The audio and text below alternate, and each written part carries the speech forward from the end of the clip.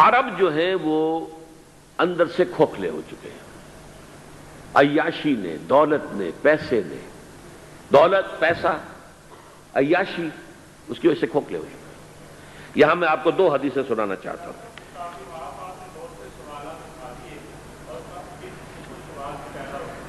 بہت سے ہو گئے، آپ اطمینان سے تشریف رکھیے۔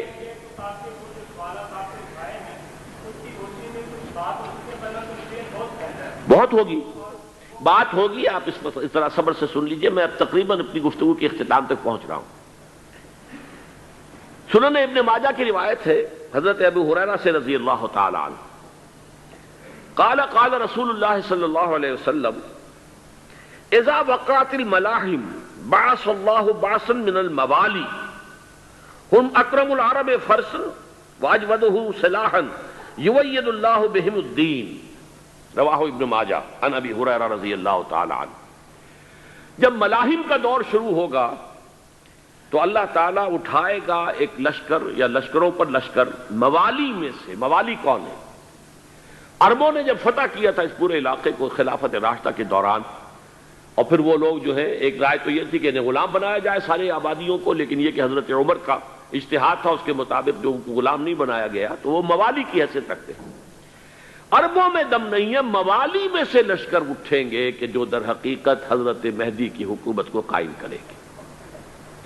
دوسری حدیث سنیے، عن عبداللہ بن الحارث رضی اللہ تعالی عنہ، اور یہ ابن ماجہ کی روایت ہے، قال قال رسول اللہ صلی اللہ علیہ وسلم یخرج الناس من المشرق فیوطئون للمہدی یعنی سلطانہ، لشکر نکلیں گے، لوگ آئیں گے مشرق سے، اور وہ حضرت مہدی کی حکومت کو جمائیں گے اور قائم کریں گے۔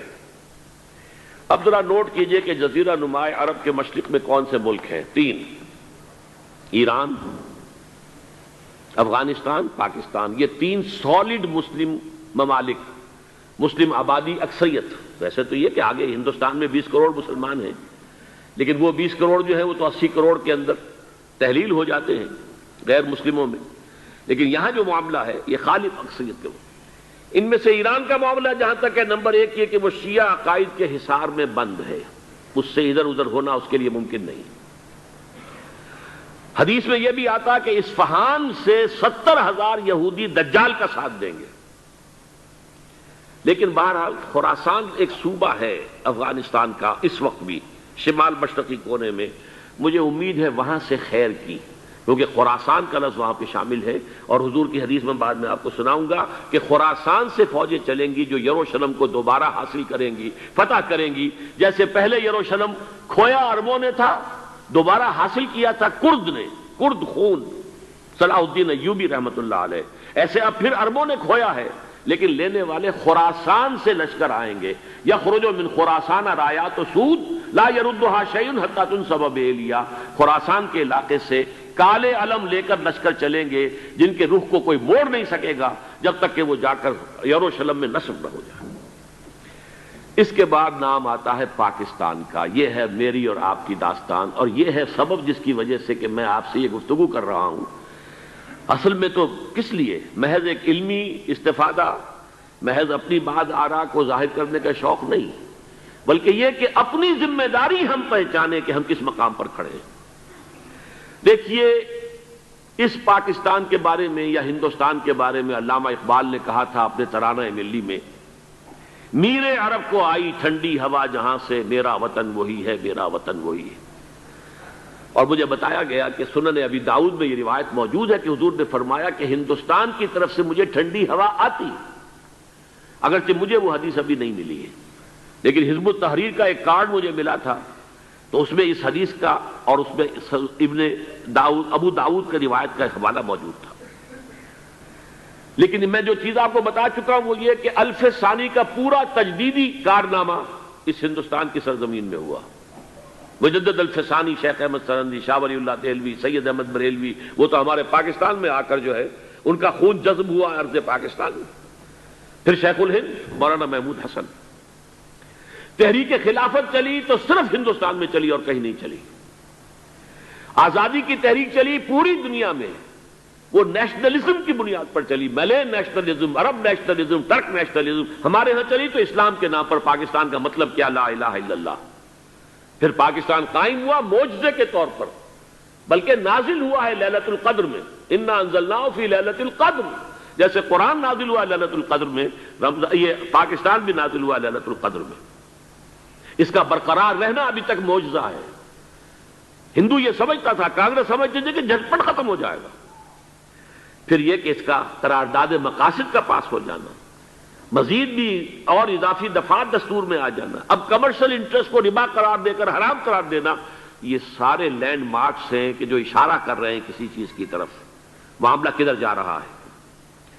پھر یہ کہ یہ جو 14ویں صدی کے مجدد تھے شیخ الہند، اس کے بعد سے کچھ ایسی شخصیتیں عظیم پیدا ہوئی ہیں ہند میں، جن کو میں سمجھتا ہوں کہ 14ویں صدی کے مجدد اور 15ویں صدی کے مجدد کے درمیان یہ 15ویں صدی کے مجدد کی راہ کو سیدھا کرنے والے، جیسے کہ حضرت یحییٰ نے کہا تھا میں تو آنے والے کا راستہ سیدھا کر رہا ہوں حضرت عیسیٰ کے لیے، ایسے ہی 15ویں صدی کے لیے امام مہدی کے لیے راستہ صاف کرنے والے سب سے پہلے علامہ اقبال، جنہوں نے اسلام کا تصور دین کی حیثیت سے دوبارہ زندہ کیا ہے، ورنہ اسلام ایک مذہب کی شکل اختیار کر چکا تھا. پھر مولانا مودودی، مولانا ابوالکلام آزاد حکومت الہیہ کے نعرے کے ساتھ میدان میں آئے. یہ اقبال نے جو تصور پیش کیا تھا اس پر عملی جد و جہد کے لیے حزب اللہ قائم ہوئی. نوٹ کر لیجئے 11 برس کا فرق ہے عمر کا علامہ اقبال کے اور ابوالکلام کے. اور 1913 میں جب حزب اللہ قائم کی ہے اس وقت علامہ اقبال کی ملی شاعری اپنے عروج کو پہنچ چکی تھی.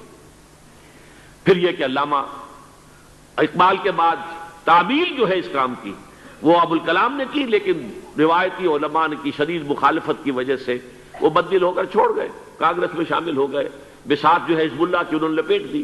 پھر مولانا مودودی آئے، انہوں نے وہ ڈور جو ہے اس کا سرا تھاما، جماعت اسلامی قائم کی حکومت الہیہ ہی کے قیام کے لیے.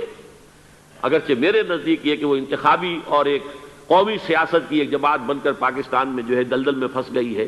اب ہم اس کی کوشش کر رہے ہیں، تنظیم اسلامی اور یہ تحریک خلافت جس کے تحت یہ جلسہ ہو رہا ہے. یہ ساری چیزیں وہ ہیں کہ آپ کو سوائے پاکستان کے اور کہیں نہیں ملیں گی پوری دنیا میں. معلوم ہوتا ہے کہ پاکستان کو بہت بڑا رول پلے کرنا ہے اس میں. اور اس کے ساتھ اب جمع کر لیجئے افغانستان کی عمارت افغانستان، اسلامی عمارت افغانستان قائم ہو چکی ہے. یہ پچھلے 20 سالوں میں جو کچھ وہاں ہوتا رہا ہے اس سے پہلے تصور نہیں ہو سکتا تھا. کابل جو ہے وہ تو جیسے پیرس کا تمدن تھا ویسے کابل کا تھا، وہی لباس، وہی سکرٹس. یہاں جب آئے تھے شاہ ظاہر شاہ سرکاری دورے پر تو ان کی جو ملکہ صاحبہ تھی ان کے ساتھ وہ سکرٹ میں ملبوس تھی. کابل جو ہے وہ بالکل ایک پیرس کی طرح کا شہر تھا. آج کابل جو ہے جا کر دیکھیے، علامہ اقبال کے فرزند بھی دیکھ کر آئے ہیں تو اگرچہ وہ خود میں سمجھتا ہوں کہ خاصے انہیں آپ لبرل کہیں، آزاد خیال کہیں، لیکن اس درجے متاثر ہو کر آئے تھے کہ انہوں نے یہ کہا افغانستان میں جو میں نے حالات دیکھے ہیں کہ اگر 2-4 اور مسلمان ملکوں کے اندر یہ نظام قائم ہو جائے تو پوری دنیا مسلمان ہو جائے گی. یہ سب کچھ کیسے ہو رہا ہے؟ یہ آنے والے دور کی جھلکیاں ہیں. Coming events are casting their shadows before. یہ سب بتا رہے ہیں کہ پاکستان افغانستان کو مل کر اس میں کوئی عظیم رول پلے کرنا ہے. اور اس کے ضمن میں اب میں علامہ اقبال کے بارے میں آخری بات کہہ رہا ہوں.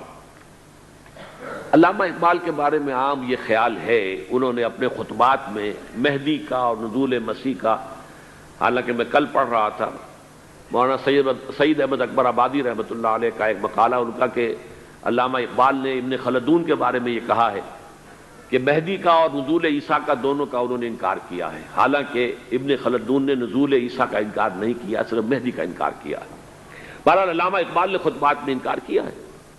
لیکن یہ کہ اپنی شاعری کے اندر میں چیلنج کرتا ہوں کسی بڑے سے بڑے اقبال شناس کو، ان کا یہ شعر ذرا سنیے. خضر وقت از خلوت دشت حجاز آید بروں، کارواں زی وادی دور و دراز آید بروں. خضر وقت، امام وقت، رہنمائے وقت، قائد وقت، خلوت دشت حجاز، حجاز کی صحرا کی کسی خلوت گزینی سے نکل کر باہر آئیں گے.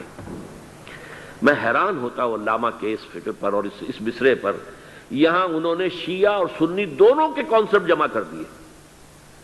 شیعہ کا کانسیپٹ یہ چھپے ہوئے کسی غار میں وہاں سے برآمد ہوں گے، اور ہمارا کون سا، میں ام سلمہ رضی اللہ تعالیٰ عنہ کی حدیث سنا چکا، چھپے ہوئے ہوں گے وہ وہاں پر، مدینے سے نکل کر آ کر مکے میں چھپ جائیں گے۔ اس خانہ جنگی کی حالت میں لوگ ان کی طرف دیکھ رہے ہوں گے، سوچتے ہوں گے انہیں میدان میں آنا چاہیے، کوئی پارٹ پلے کرنا چاہیے، امت کی رہنمائی کرنی چاہیے، لیکن وہ چھپیں گے، وہ کارے ہوں گے، وہ اس ذمہ داری کو قبول نہیں کرنا چاہیں گے، جا کے چھپ جائیں گے مکے میں، وہاں سے مکے والے انہیں نکالیں گے، اور وہ کارے ہوں گے، انہیں بالکل یہ پسند نہیں ہوگا کہ یہ ذمہ داری اٹھائیں۔ تو خضر وقت از خلوت دشت حجاز آیت بروں، کارواں زی وادی دور و دراز آیت بروں، کارواں جو چلے گا ان کی مدد کے لیے اس وادی دور و دراز، اس عظیم وادی دور و دراز، یہ وادی سندھ ہے۔ وادی سندھ جو ہے ہم سمجھتے ہیں کہ صرف یہ پاکستان اور پنجاب جو ہے یہ اس میں شامل ہے، سندھ اور پنجاب نہیں، افغانستان کا پورا مشرقی علاقہ اس میں شامل ہے۔ جیسے دریائے جیلم سندھ میں جا رہا ہے، جیسے دریائے گلگت سندھ میں آ کر ملتا ہے، جیسے دریائے چناب اور راوی اور جیلم اور یہ سب جا رہے ہیں اور آ رہے ہیں، اسی طرح دریائے کابل کہاں سے آ رہا ہے، دریائے گومل کہاں سے آ رہا ہے، ٹوچی کہاں سے آ رہا ہے، یہ سارا جو ہے ڈرین جو ہو رہا ہے، ایسٹرن جو ہے پارٹ آف افغانستان، یہ سب وادی ہے۔ اس وادی کے یہ دو حصے ہیں، ایک حصہ جو ہے یہ ادھر پاکستان میں ہے، اور اسی وادی کا دوسرا حصہ جو ہے وہ افغانستان میں ہے۔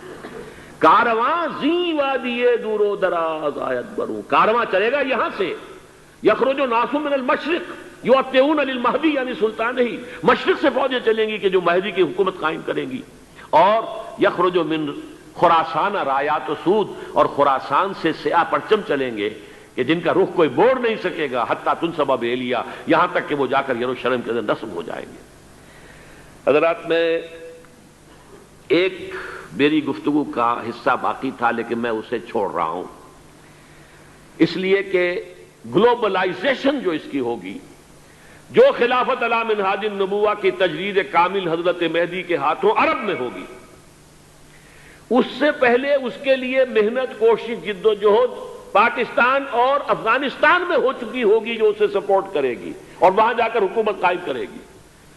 اس کے بعد گلوبلائزیشن کا جو مرحلہ اس کا ہے وہ حضرت مہدی کے ہاتھوں نہیں ہے، وہ حضرت عیسیٰ ابن مریم ان کے نزول کے بعد ہے، جن کے نزول کے بعد دجال کا خاتمہ ہوگا اور یہودیوں کا استحصال ہوگا، مسلمانوں پر بھی بڑی تکالیف عربوں پر آئیں گی، شدائد آئیں گے، لیکن یہ وہ میں حصہ جو اپنی گفتگو کا آج چھوڑ رہا ہوں اس لیے کہ میں دیکھ رہا ہوں کہ بعض حضرات کا صبر کا پیمانہ اب لبریز ہو رہا ہے، تو میں اس حصے کو پھر ملتوی رکھتا ہوں کسی دوسری محفل اور کسی دوسری مجلس اور نشست پر۔ لیکن یہ کہ امام مہدی کی حکومت قائم کرنے کے لیے کون لوگ آئیں گے؟ عرب جو ہیں وہ اندر سے کھوکھلے ہو چکے ہیں، عیاشی نے، دولت نے، پیسے نے، دولت، پیسہ، عیاشی، اس کی وجہ سے کھوکھلے ہو چکے ہیں۔ یہاں میں آپ کو دو حدیثیں سنانا چاہتا ہوں۔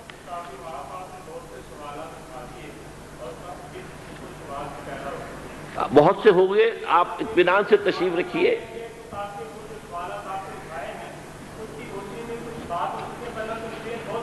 بہت ہوگی، بات ہوگی، آپ اس طرح صبر سے سن لیجئے، میں اب تقریباً اپنی گفتگو کے اختتام تک پہنچ رہا ہوں۔ سنن ابن ماجہ کی روایت ہے حضرت ابو ہریرہ سے رضی اللہ تعالی عنہ، قال قال رسول اللہ صلی اللہ علیہ وسلم اذا وقعت الملاحم بعث اللہ بعثا من الموالی ہم اکرم العرب فرسا واجودہ سلاحا یوید اللہ بہم الدین، رواہ ابن ماجہ عن ابی ہریرہ رضی اللہ تعالی عنہ۔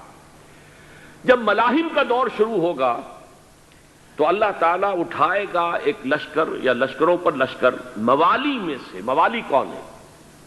عربوں نے جب فتح کیا تھا اس پورے علاقے کو خلافت راشدہ کے دوران، اور پھر وہ لوگ جو ہے، ایک رائے تو یہ تھی کہ انہیں غلام بنایا جائے سارے آبادیوں کو، لیکن یہ کہ حضرت عمر کا اجتہاد تھا، اس کے مطابق جو ان کو غلام نہیں بنایا گیا تو وہ موالی کی حیثیت رکھتے ہیں۔ عربوں میں دم نہیں ہے، موالی میں سے لشکر اٹھیں گے کہ جو در حقیقت حضرت مہدی کی حکومت کو قائم کرے گے۔ دوسری حدیث سنیے، عن عبداللہ ابن الحارث رضی اللہ تعالی عنہ، اور یہ ابن ماجہ کی روایت ہے، قال قال رسول اللہ صلی اللہ علیہ وسلم یخرج الناس من المشرق فیوطئون للمہدی یعنی سلطانہ، لشکر نکلیں گے، لوگ آئیں گے مشرق سے اور وہ حضرت مہدی کی حکومت کو جمائیں گے اور قائم کریں گے۔ اب ذرا نوٹ کیجئے کہ جزیرہ نما عرب کے مشرق میں کون سے ملک ہیں؟ 3: ایران، افغانستان، پاکستان۔ یہ 3 سالڈ مسلم ممالک، مسلم آبادی اکثریت۔ ویسے تو یہ کہ آگے ہندوستان میں 20 کروڑ مسلمان ہیں، لیکن وہ 20 کروڑ جو ہے وہ تو 80 کروڑ کے اندر تحلیل ہو جاتے ہیں غیر مسلموں میں، لیکن یہاں جو معاملہ ہے یہ غالب اکثریت کے وہ۔ ان میں سے ایران کا معاملہ جہاں تک ہے، نمبر 1 یہ کہ وہ شیعہ عقائد کے حصار میں بند ہے، اس سے ادھر ادھر ہونا اس کے لیے ممکن نہیں۔ حدیث میں یہ بھی آتا کہ اصفہان سے 70,000 یہودی دجال کا ساتھ دیں گے، لیکن بہرحال خراسان ایک صوبہ ہے افغانستان کا اس وقت بھی شمال مشرقی کونے میں، مجھے امید ہے وہاں سے خیر کی، کیونکہ خراسان کا لفظ وہاں پہ شامل ہے، اور حضور کی حدیث میں بعد میں آپ کو سناؤں گا کہ خراسان سے فوجیں چلیں گی جو یروشلم کو دوبارہ حاصل کریں گی، فتح کریں گی، جیسے پہلے یروشلم کھویا عربوں نے تھا، دوبارہ حاصل کیا تھا کرد نے، کرد خون صلاح الدین ایوبی رحمت اللہ علیہ، ایسے اب پھر عربوں نے کھویا ہے، لیکن لینے والے خراسان سے لشکر آئیں گے۔ یخرج من خراسان رایات سود لا یردھا شیء حتی تنصب بإیلیا، خراسان کے علاقے سے کالے علم لے کر لشکر چلیں گے جن کے رخ کو کوئی موڑ نہیں سکے گا جب تک کہ وہ جا کر یروشلم میں نصب نہ ہو جائے۔ اس کے بعد نام آتا ہے پاکستان کا۔ یہ ہے میری اور آپ کی داستان، اور یہ ہے سبب جس کی وجہ سے کہ میں آپ سے یہ گفتگو کر رہا ہوں۔ اصل میں تو کس لیے؟ محض ایک علمی استفادہ، محض اپنی بات آراء کو ظاہر کرنے کا شوق نہیں، بلکہ یہ کہ اپنی ذمہ داری ہم پہچانیں کہ ہم کس مقام پر کھڑے ہیں۔ دیکھیے، اس پاکستان کے بارے میں یا ہندوستان کے بارے میں علامہ اقبال نے کہا تھا اپنے ترانہ ملی میں، میرے عرب کو آئی ٹھنڈی ہوا جہاں سے، میرا وطن وہی ہے، میرا وطن وہی ہے۔ اور مجھے بتایا گیا کہ سنن ابی داؤد میں یہ روایت موجود ہے کہ حضور نے فرمایا کہ ہندوستان کی طرف سے مجھے ٹھنڈی ہوا آتی، اگرچہ مجھے وہ حدیث ابھی نہیں ملی ہے، لیکن حزب التحریر کا ایک کارڈ مجھے ملا تھا، تو اس میں اس حدیث کا اور اس میں ابو داؤد کا روایت کا حوالہ موجود تھا۔ لیکن میں جو چیز آپ کو بتا چکا ہوں وہ یہ کہ الف ثانی کا پورا تجدیدی کارنامہ اس ہندوستان کی سرزمین میں ہوا۔ مجدد الف ثانی شیخ احمد سرندی، شاہ ولی اللہ دہلوی، سید احمد بریلوی، وہ تو ہمارے پاکستان میں آ کر جو ہے ان کا خون جذب ہوا ارض پاکستان میں۔ پھر شیخ الہند مولانا محمود حسن۔ تحریک خلافت چلی تو صرف ہندوستان میں چلی اور کہیں نہیں چلی۔ آزادی کی تحریک چلی پوری دنیا میں، وہ نیشنلزم کی بنیاد پر چلی، ملے نیشنلزم، عرب نیشنلزم، ٹرک نیشنلزم۔ ہمارے ہاں چلی تو اسلام کے نام پر، پاکستان کا مطلب کیا؟ لا الہ الا اللہ۔ پھر پاکستان قائم ہوا معجزے کے طور پر، بلکہ نازل ہوا ہے لیلۃ القدر میں، انا انزلناہ فی لیلۃ القدر، جیسے قرآن نازل ہوا لیلۃ القدر میں، یہ پاکستان بھی نازل ہوا لیلۃ القدر میں۔ اس کا برقرار رہنا ابھی تک معجزہ ہے۔ ہندو یہ سمجھتا تھا، کانگریس سمجھتی تھی کہ جھٹپٹ ختم ہو جائے گا۔ پھر یہ کہ اس کا قرارداد مقاصد کا پاس ہو جانا، مزید بھی اور اضافی دفعات دستور میں آ جانا، اب کمرشل انٹرسٹ کو ربا قرار دے کر حرام قرار دینا، یہ سارے لینڈ مارکس ہیں کہ جو اشارہ کر رہے ہیں کسی چیز کی طرف، معاملہ کدھر جا رہا ہے۔ پھر یہ کہ یہ جو 14ویں صدی کے مجدد تھے شیخ الہند، اس کے بعد سے کچھ ایسی شخصیتیں عظیم پیدا ہوئی ہیں ہند میں، جن کو میں سمجھتا ہوں کہ 14ویں صدی کے مجدد اور 15ویں صدی کے مجدد کے درمیان، یہ 15ویں صدی کے مجدد کی راہ کو سیدھا کرنے والے، جیسے کہ حضرت یحییٰ نے کہا تھا میں تو آنے والے کا راستہ سیدھا کر رہا ہوں حضرت عیسیٰ کے لیے، ایسے ہی 15ویں صدی کے لیے امام مہدی کے لیے راستہ صاف کرنے والے سب سے پہلے علامہ اقبال، جنہوں نے اسلام کا تصور دین کی حیثیت سے دوبارہ زندہ کیا ہے، ورنہ اسلام ایک مذہب کی شکل اختیار کر چکا تھا۔ پھر مولانا مودودی، مولانا ابوالکلام آزاد حکومت الہیہ کے نعرے کے ساتھ میدان میں آئے۔ یہ اقبال نے جو تصور پیش کیا تھا اس پر عملی جد و جہد کے لیے حزب اللہ قائم ہوئی۔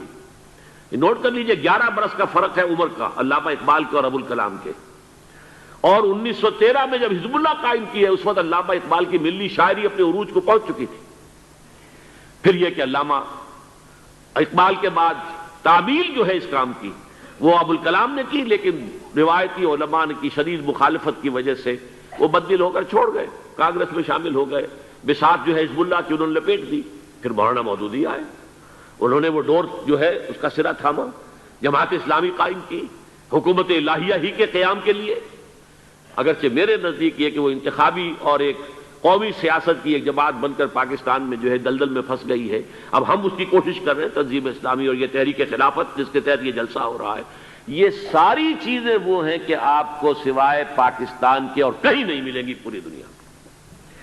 معلوم ہوتا ہے کہ پاکستان کو بہت بڑا رول پلے کرنا ہے اس میں. اور اس کے ساتھ اب جمع کر لیجئے افغانستان کی عمارت افغانستان، اسلامی عمارت افغانستان قائم ہو چکی ہے. یہ پچھلے 20 سالوں میں جو کچھ وہاں ہوتا رہا ہے اس سے پہلے تصور نہیں ہو سکتا تھا. کابل جو ہے وہ تو جیسے پیرس کا تمدن تھا ویسے کابل کا تھا. وہی لباس، وہی سکرٹس. یہاں جب آئے تھے شاہ ظاہر شاہ سرکاری دورے پر تو ان کی جو ملکہ صاحبہ تھی ان کے ساتھ وہ سکرٹ میں ملبوس تھی. کابل جو ہے وہ بالکل ایک پیرس کی طرح کا شہر تھا. آج کابل جو ہے جا کر دیکھیے. علامہ اقبال کے فرزند بھی دیکھ کر آئے ہیں تو اگرچہ وہ خود میں سمجھتا ہوں کہ خاصے انہیں آپ لبرل کہیں، آزاد خیال کہیں، لیکن اس درجے متاثر ہو کر آئے تھے کہ انہوں نے یہ کہا افغانستان میں جو میں نے حالات دیکھے ہیں کہ اگر 2-4 اور مسلمان ملکوں کے اندر یہ نظام قائم ہو جائے تو پوری دنیا مسلمان ہو جائے گی. یہ سب کچھ کیسے ہو رہا ہے؟ یہ آنے والے دور کی جھلکیاں ہیں. Coming events are casting their shadows before. یہ سب بتا رہے ہیں کہ پاکستان افغانستان کو مل کر اس میں کوئی عظیم رول پلے کرنا ہے. اور اس کے ضمن میں اب میں علامہ اقبال کے بارے میں آخری بات کہہ رہا ہوں. علامہ اقبال کے بارے میں عام یہ خیال ہے، انہوں نے اپنے خطبات میں مہدی کا اور نزول مسیح کا، حالانکہ میں کل پڑھ رہا تھا مولانا سعید احمد اکبر آبادی رحمۃ اللہ علیہ کا ایک مقالہ ان کا کہ علامہ اقبال نے ابن خلدون کے بارے میں یہ کہا ہے کہ مہدی کا اور نزول عیسیٰ کا دونوں کا انہوں نے انکار کیا ہے. حالانکہ ابن خلدون نے نزول عیسیٰ کا انکار نہیں کیا، صرف مہدی کا انکار کیا ہے. بہرحال علامہ اقبال نے خطبات میں انکار کیا ہے. لیکن یہ کہ اپنی شاعری کے اندر میں چیلنج کرتا ہوں کسی بڑے سے بڑے اقبال شناس کو. ان کا یہ شعر ذرا سنیے. خضر وقت از خلوت دشت حجاز آید بروں، کارواں زی وادی دور و دراز آید بروں. خضر وقت، امام وقت، رہنمائے وقت، قائد وقت، خلوت دشت حجاز، حجاز کی صحرا کی کسی خلوت گزینی سے نکل کر باہر آئیں گے. میں حیران ہوتا ہوں علامہ کے اس فکر پر اور اس مصرے پر. یہاں انہوں نے شیعہ اور سنی دونوں کے کانسیپٹ جمع کر دیے. شیعہ کا کانسیپٹ یہ چھپے ہوئے کسی غار میں وہاں سے برآمد ہوں گے، اور ہمارا کانسیپٹ میں ام سلمہ رضی اللہ تعالیٰ عنہ کی حدیث سنا چکا، چھپے ہوئے ہوں گے وہ وہاں پر. مدینے سے نکل کر آ کر مکے میں چھپ جائیں گے. اس خانہ جنگی کی حالت میں لوگ ان کی طرف دیکھ رہے ہوں گے، سوچتے ہوں گے انہیں میدان میں آنا چاہیے، کوئی پارٹ پلے کرنا چاہیے، امت کی رہنمائی کرنی چاہیے. لیکن وہ چھپیں گے، وہ کارے ہوں گے، وہ اس ذمہ داری کو قبول نہیں کرنا چاہیں گے، جا کے چھپ جائیں گے مکے میں. وہاں سے مکے والے انہیں نکالیں گے اور وہ کارے ہوں گے، انہیں بالکل یہ پسند نہیں ہوگا کہ یہ ذمہ داری اٹھائیں. تو خضر وقت از خلوت دشت حجاز آید بروں، کارواں زی وادی دور و دراز آید بروں. کارواں جو چلے گا ان کی مدد کے لیے اس وادی دور و دراز، اس عظیم وادی دور و دراز، یہ وادی سندھ ہے. وادی سندھ جو ہے ہم سمجھتے ہیں کہ صرف یہ پاکستان اور پنجاب جو ہے یہ اس میں شامل ہے. سندھ اور پنجاب نہیں، افغانستان کا پورا مشرقی علاقہ اس میں شامل ہے. جیسے دریائے جیلم سندھ میں جا رہا ہے، جیسے دریائے گلگت سندھ میں آ کر ملتا ہے، جیسے دریائے چناب اور راوی اور جیلم اور یہ سب جا رہے ہیں اور آ رہے ہیں، اسی طرح دریائے کابل کہاں سے آ رہا ہے، دریائے گومل کہاں سے آ رہا ہے، ٹوچی کہاں سے آ رہا ہے. یہ سارا جو ہے ڈرین جو ہو رہا ہے، ایسٹرن جو ہے پارٹ آف افغانستان، یہ سب وادی ہے. اس وادی کے یہ 2 حصے ہیں. ایک حصہ جو ہے یہ ادھر پاکستان میں ہے اور اسی وادی کا دوسرا حصہ جو ہے وہ افغانستان میں ہے. کارواں زی وادی دور و دراز آیت بروں، کارواں چلے گا یہاں سے. یخرج ناس من المشرق یؤتون للمہدی، یعنی سلطان ہی مشرق سے فوجیں چلیں گی کہ جو مہدی کی حکومت قائم کریں گی. اور یخرج من خراسان رایات و سود، اور خراسان سے سیاہ پرچم چلیں گے کہ جن کا رخ کوئی موڑ نہیں سکے گا. حتیٰ تنصب بإلیہ، یہاں تک کہ وہ جا کر یروشلم کے اندر نصب ہو جائیں گے. حضرات، میں ایک میری گفتگو کا حصہ باقی تھا لیکن میں اسے چھوڑ رہا ہوں، اس لیے کہ گلوبلائزیشن جو اس کی ہوگی، جو خلافت علی منہاج النبوہ کی تجدید کامل حضرت مہدی کے ہاتھوں عرب میں ہوگی، اس سے پہلے اس کے لیے محنت، کوشش، جد و جہد پاکستان اور افغانستان میں ہو چکی ہوگی جو اسے سپورٹ کرے گی اور وہاں جا کر حکومت قائم کرے گی۔ اس کے بعد گلوبلائزیشن کا جو مرحلہ اس کا ہے وہ حضرت مہدی کے ہاتھوں نہیں ہے، وہ حضرت عیسیٰ ابن مریم ان کے نزول کے بعد ہے، جن کے نزول کے بعد دجال کا خاتمہ ہوگا اور یہودیوں کا استحصال ہوگا۔